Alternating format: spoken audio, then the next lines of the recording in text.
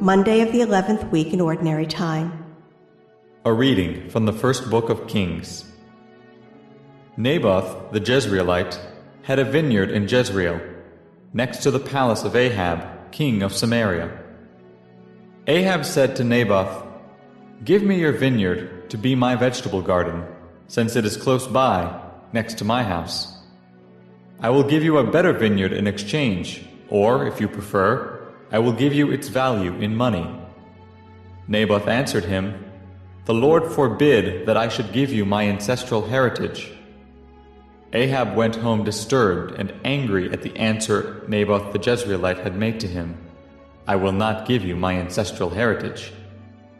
Lying down on his bed, he turned away from food and would not eat.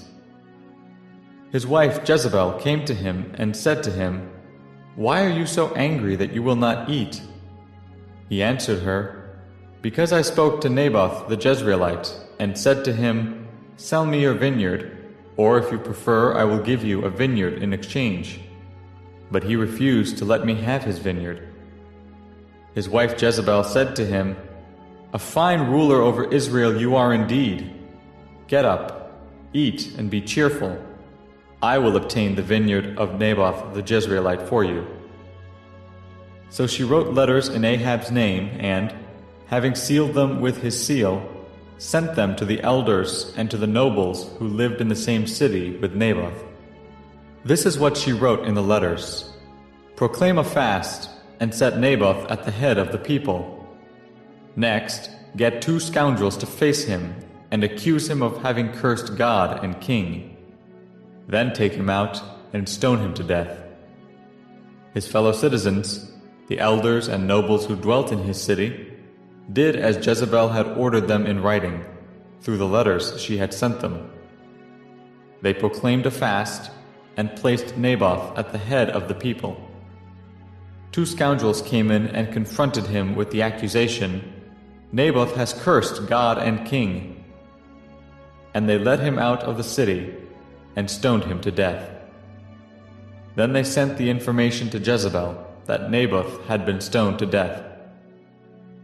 When Jezebel learned that Naboth had been stoned to death, she said to Ahab, "Go on, take possession of the vineyard of Naboth the Jezreelite that he refused to sell you, because Naboth is not alive, but dead." On hearing that Naboth was dead, Ahab started off on his way, down to the vineyard of Naboth the Jezreelite, to take possession of it. The word of the Lord. The responsorial psalm. The response is, "Lord, listen to my groaning. Hearken to my words, O Lord, attend to my sighing. Heed my call for help, my King and my God. Lord, listen to my groaning. At dawn I bring my plea expectantly before you. For you, O God, delight not in wickedness. No evil man remains with you. The arrogant may not stand in your sight. Lord, listen to my groaning. You hate all evildoers. You destroy all who speak falsehood. The bloodthirsty and the deceitful the Lord abhors. Lord, listen to my groaning. A reading from the Holy Gospel according to Matthew. Jesus said to his disciples, "You have heard that it was said, 'An eye for an eye and a tooth for a tooth.' But I say to you, offer no resistance to one who is evil. When someone strikes you on your right cheek, turn the other one to him as well. If anyone wants to go to law with you over your tunic, hand him your cloak as well. Should anyone press you into service for 1 mile, go with him for 2 miles. Give to the one who asks of you, and do not turn your back on one who wants to borrow." The Gospel of the Lord. The first reading comes from 1 Kings 21, 1-16. This is the story of Naboth the Jezreelite.